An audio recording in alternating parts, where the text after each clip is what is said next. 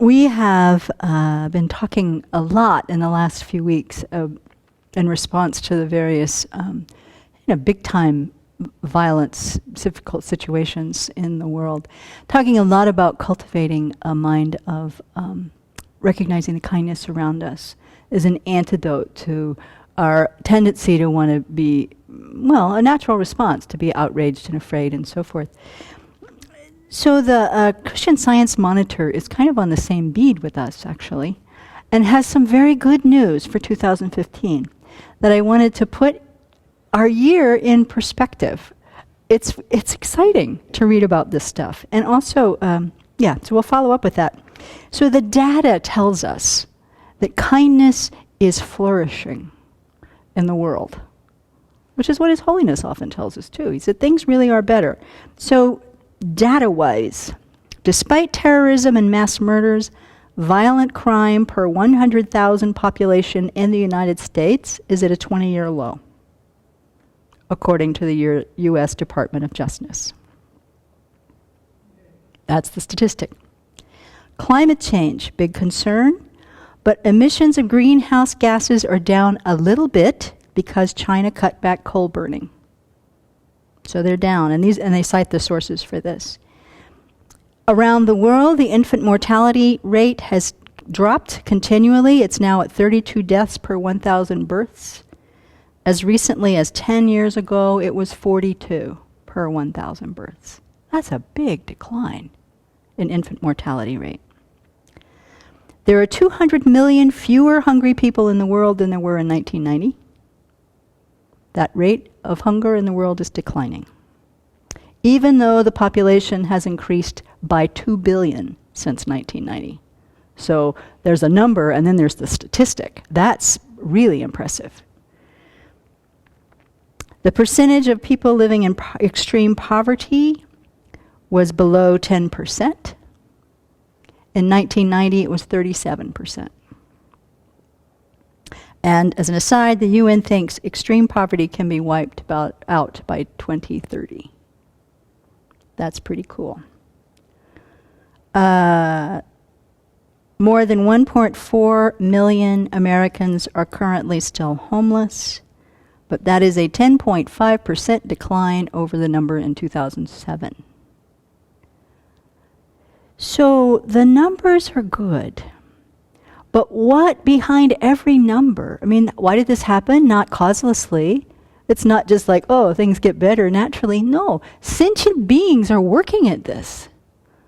People are working hard to help make sure that people get enough food to eat. People are working hard to find ways to improve the local health and care for mothers in general, and for infants, and also the general health of an environment, to make sure that the infant mortality rate goes down. People are working hard to create systems where kids get supported, they grow up with good education or better educations, they grow up in environments where violent crime may not be so necessary in the United States. So for every one of these statistics, we're talking about millions and maybe billions, probably billions of human beings at work to improve the world that we live in a measurable way. So that is really worth rejoicing at. That helps somehow this beautiful meditation on the kindness of others, that we can reason, we can say, yes, of course, if I really look around me and think about the kindness in my community and all the things that are happening at this very moment, all the people who are preparing for the youth emergency services Christmas or holiday event so that kids have presents for Christmas, all that kind of thing that's happening right now, we can do it with reasoning. And then sometimes it's nice to have the stats to help shore that up. There's another thing here that I thought was something worth pointing out that I did not know of. And they're talking about the discrepancy between the appearance of how awful 2015 has been and these kinds of numbers. And there's a thing that social scientists talk about called the availability heuristic. Sounds like a social science term, doesn't it? It means somehow like the delivery method of information. So, the delivery method of information, and then human beings latch on to what's the most immediate and kind of startling or dramatic. So of course, these big, awful events are immediate, they're reported, they're dramatic, and they stick in our minds. These little mundane, day-to-day, oh, the poverty level dropped, it doesn't have the same visceral effect as watching one of those awful videos over and over and over.